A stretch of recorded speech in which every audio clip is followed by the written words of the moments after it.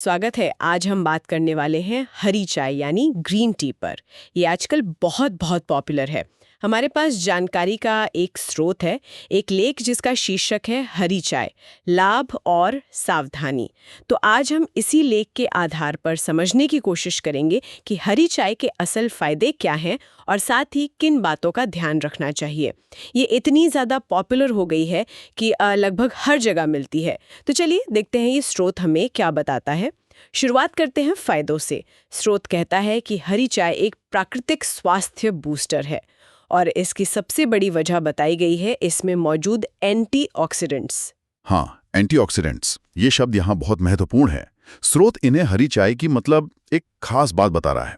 अगर हम समझें तो एंटीऑक्सीडेंट्स वो तत्व होते हैं जो हमारे शरीर में कुछ अस्थिर अणु बनते हैं जिन्हें फ्री रेडिकल्स कहते हैं, उनसे लड़ने में मदद कर सकते हैं। फ्री रेडिकल्स, हाँ सुना है इनके बारे में। ये नुकसान करते हैं शायद।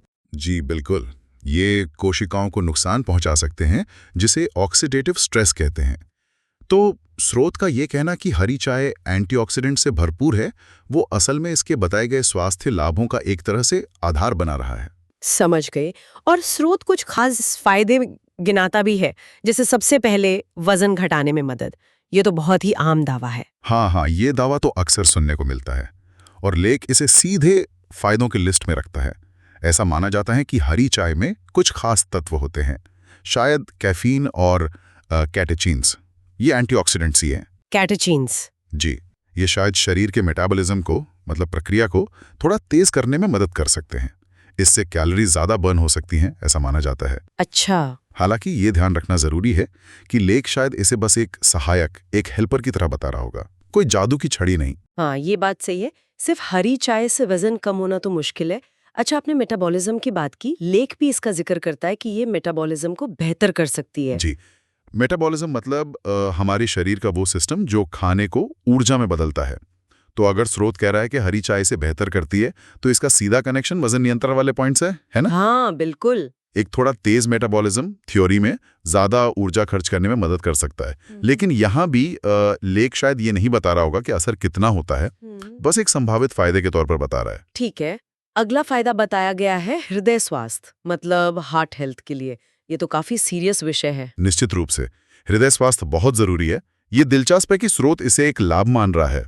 आमतौर पर जब हरी चाय को हृदय स्वास्थ्य से जोड़ते हैं तो कोलेस्ट्रॉल लेवल या ब्लड प्रेशर या धमनियों के फंक्शन पर इसके संभावित अच्छे असर की बात होती है। अच्छा। और वजह वही बताई जाती है, इसके एंटीऑक्सीडेंट और एंटी इन्फ्लेमेटरी गुण। हाँ। पर जैसा आपने कहा, ये एक बड़ा दावा है। हाँ। स्रोत शायद ये नहीं बता रहा कि ये कैसे मदद करता है, बस एक संभावना जता रहा है। हाँ, स्रोत इस पर ज्यादा डिटेल में नहीं जाता।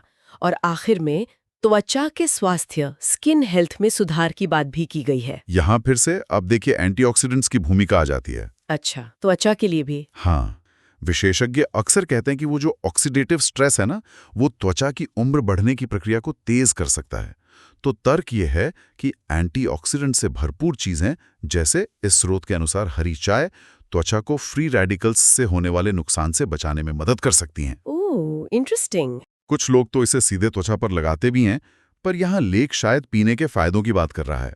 तो कुल मिलाकर स्रोत इन फायदों को वजन प्रबंधन, मेटाबॉलिज्म, हृदय स्वास्थ्य, त्वचा, इन सबको हरी चाय की एंटीऑक्सीडेंट प्रोफाइल से जोड़ता हुआ दिख रहा है, भले ही वो हर एक की पूरी कार्यप्रणाली न समझाए। ये तो हुई फायदों की बात, लेकिन रुकिए, यहाँ एक दिलचस्प मोड़ आता है। स्रोत सिर्फ अच्छी बातें ही नहीं बताता, वो कुछ चेतावनियों पर भी जोर देता है। और ये जानना भी उतना ही बल्कि शायद ज्यादा जरूरी है। हाँ, ये बिंदु वाकई बहुत महत्वपूर्ण है।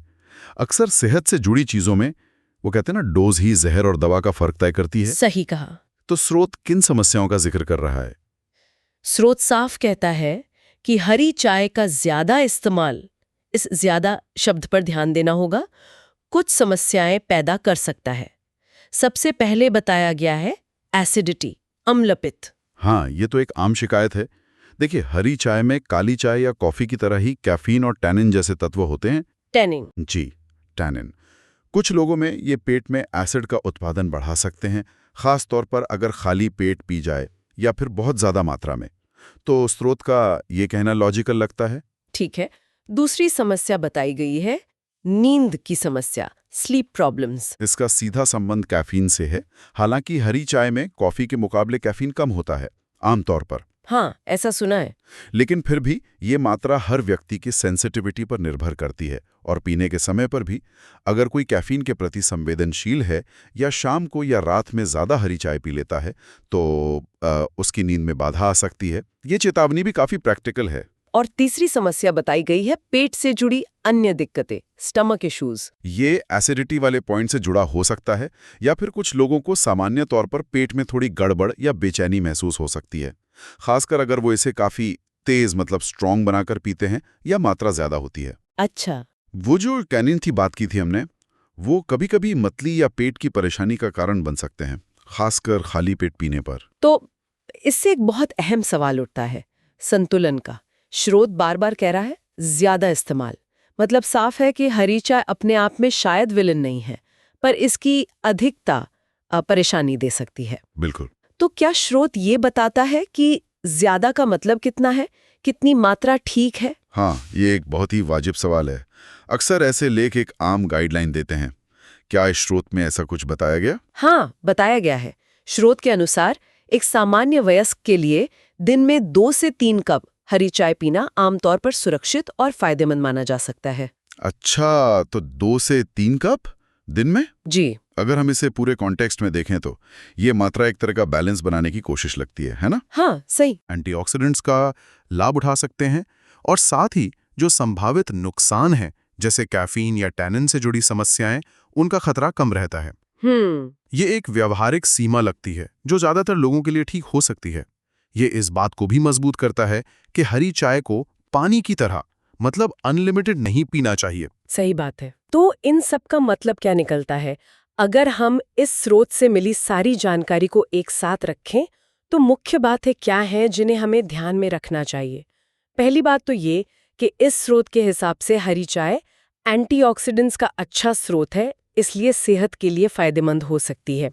वजन नियंत्रण में मदद, मेटाबॉलिज्म को बूस्ट, हृदय स्वास्थ्य में संभावित योगदान और त्वचा के लिए लाभ, ये कुछ मुख्य फायदे गिनाए गए हैं। ठीक है। कि बहुत ज्यादा पीने से एसिडिटी, नींद में दिक्कत और पेट की दूसरी समस्याएं हो सकती हैं। ज्यादा यहाँ कीवर्ड है। बिल्कुल। और तीसरी बात, स्रोत एक प्रैक्टिकल सुझाव भी देता है। रोजाना 2 से 3 कप की लिमिट, ये एक सामान्य गाइडलाइन है जो फायदे और नुकसान के बीच एक बैलेंस बनाने में मदद कर सकती है। हाँ, ये बिल्कुल सही सारांश है। इस स्रोत का जो केंद्रीय संदेश है वो यही लगता है, हरी चाय के फायदे हैं लेकिन संयम मतलब मॉडरेशन बहुत जरूरी है। ये इसे किसी जादुई दवा की तरह नहीं दिखाता, बल्कि एक संभावित स्वास्थ्यवर्धक पेय के रूप में पेश करता है जिसका आनंद सीमित मात्रा में लेना ही समझदारी है।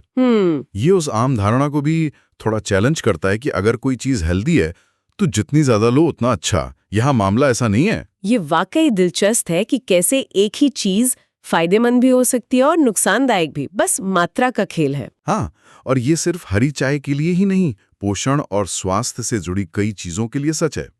ये स्रोत हमें हरी चाय के बारे में एक बैलेंस्ड नजरिया अपनाने को कहता है। इसके गुणों को समझें, लेकिन इसकी सीमाओं और संभावित साइड इफेक्ट्स को भी नजरअंदाज ना करें। ये जानकारी निश्चित रूप से उन लोगों के लिए उपयोगी है जो हरी चाय पीते हैं या पीने का सोच रहे हैं। बिल्कुल।